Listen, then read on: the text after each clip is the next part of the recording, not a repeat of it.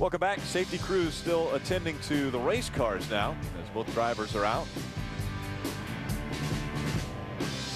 Let's see if we can take a look at what happened. Look to your right of your screen. See the car getting sideways, and those guys were just taking evasive action. Glenn Cook and the 42 of Larry Sercantini just taking evasive action to avoid that car.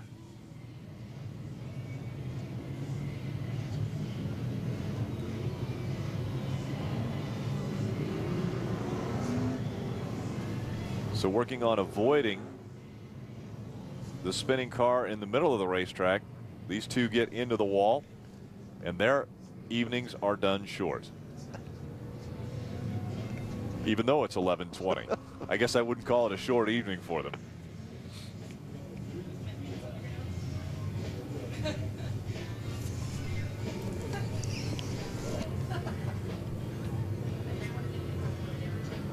They're going to put the 88 on the flatbed. Jim Trado.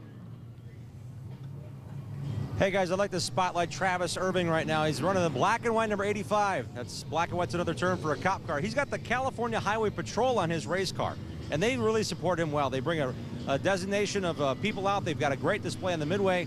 But think about this. This kid has actually attracted a sponsor, CHP, and he ran the third in the points this year. My guess is he might be laying a bit low right now to try to save those tires. We saw that a little bit last year. We saw Nick Jonitis go from 37th to 5th in a very few laps. So we'll see if the Irving machine will turn the magic to finish third in points this year into a good run tonight to finish their 2009 season as they prepare for 2010.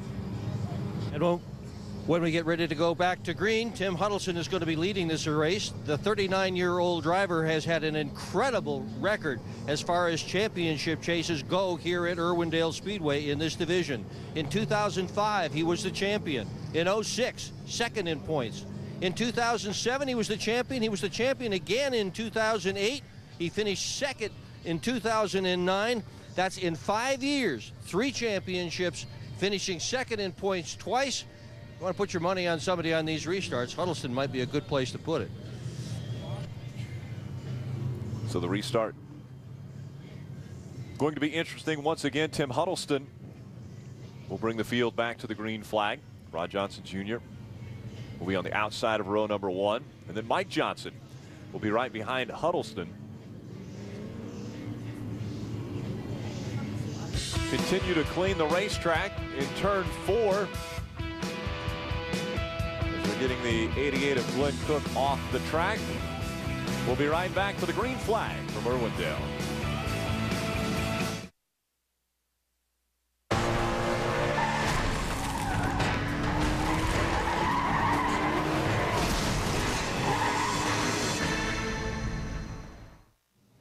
The fans have spoken. They want earlier and consistent start times for the Sprint Cup races, and we're going to have that this year. I think the fans have also spoken about a spoiler. We're going to have that as well later on, probably sometime around the 1st of April. 40 laps remaining in this race, scheduled to go 75. Lights go off the pace car. They'll line up 2 by 2 once again. Tim Huddleston, Rod Johnson, the way this race started, 1 and 2. Mike Johnson in the 17 has moved up into the 3rd spot. Sean Woodside in the 45, and Nick Jonitis rounding out the top 5.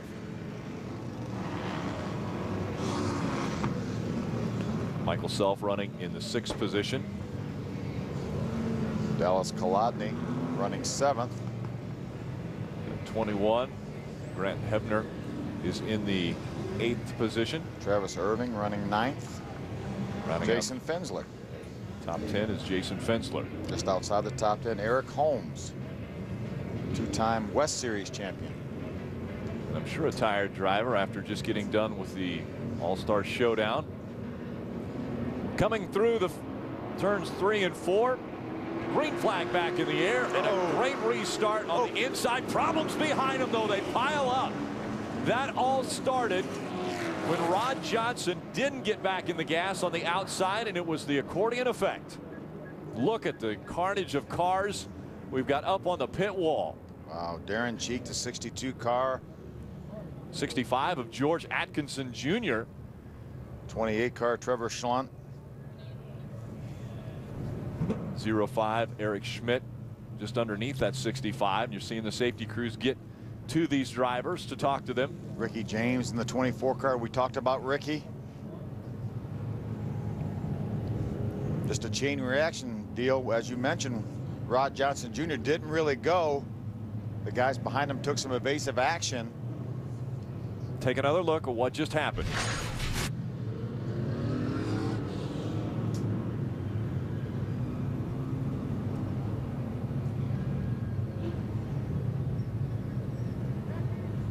Yeah, just a chain reaction situation.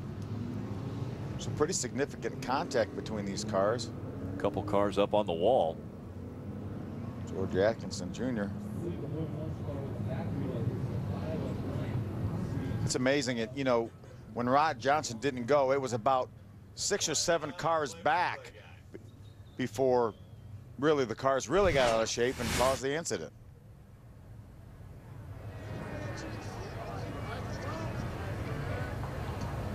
This may take a while. Yeah, they're going to red flag the race. They're stopping the cars on the backstretch. Coming out of the car, that's the 20 in the 24. That's Ricky James. We talked about it. He's actually a paraplegic. So you see right where his left elbow is, he's folded down kind of the side of the car. Gives him a little easier access to climb out of. What a difficult situation it has to be for Ricky James. A motor being loaned to him so he could start this race, and then getting caught up in a wreck not of his doing. You can see his steering wheel that he's taken off and moved over to the right side of his car. You see the gold ring. That is actually his accelerator.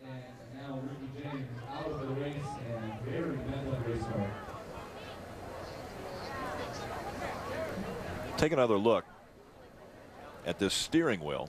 Yeah, that's actually the gas pedal, the gold ring, and you push on the steering wheel, and that actually is connected directly to the brake pedal. It has a rod. It was actually designed by Ricky's father, who's a carpenter by trade. There's his clutch pedal that he can obviously operate with his right hand.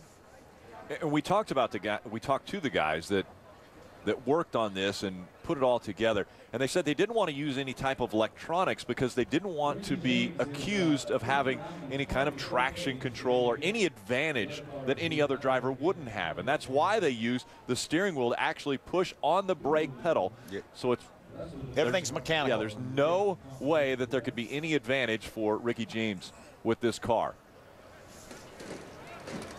And they bring the wheelchair out for Ricky James. Again, a paraplegic. He was involved in a motorcycle accident running in a motocross race, and he was paralyzed from the chest down, but that did not slow him down. I was talking to Brett Bodine, who works for NASCAR, former Sprint Cup driver, and he said he actually came out here last year when he was out here for the California race and went over to the shop and looked at what Ricky had set up in his dad, and he said, boy, I couldn't find a thing wrong with that. He said, we would certainly welcome you. Ricky's able to get out of the car on his own power, so there's really nothing that keeps him from competing, obviously, in these races, and just unfortunately a victim of circumstances right here.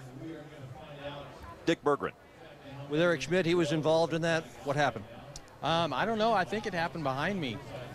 We took the green, and my spotter told me there was cars inside, outside, and I just got turned into the fence, and then it was just piled up.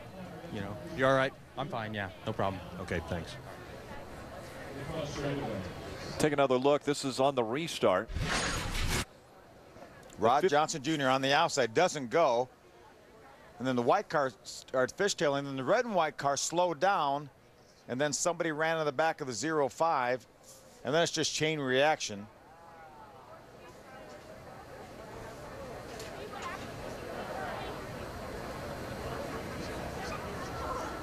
Nowhere to go. Wild ride for George Atkinson Jr. in the 65.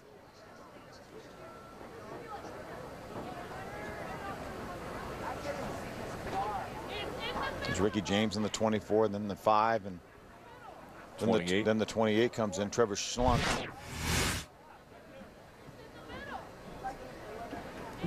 They're working on getting George Atkinson Jr. out of the number 65. And again, we're under a red flag condition here in Irwindale, California. We'll be back.